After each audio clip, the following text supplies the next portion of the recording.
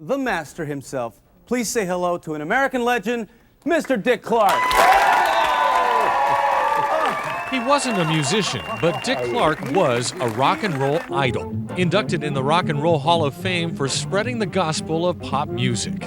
As the host of American Bandstand, he introduced new songs to millions of teenagers in the 1950s without alienating their parents. For the very first time in their lives, they've been able to look in on their children having fun doing what they like to do. They finally got a common ground of understanding so they can talk to one another for a change.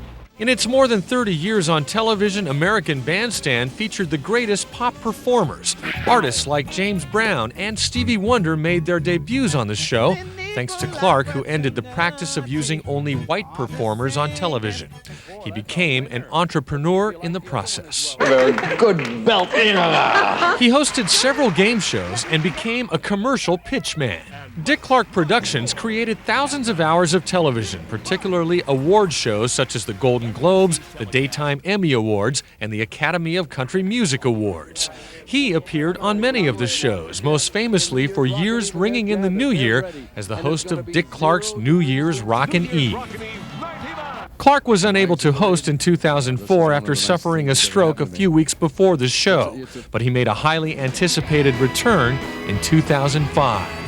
It was his first television appearance since the stroke. We're getting closer to midnight, and everybody is starting to look to one spot. Clark's youthful appearance earned him the nickname America's oldest teenager. He agreed.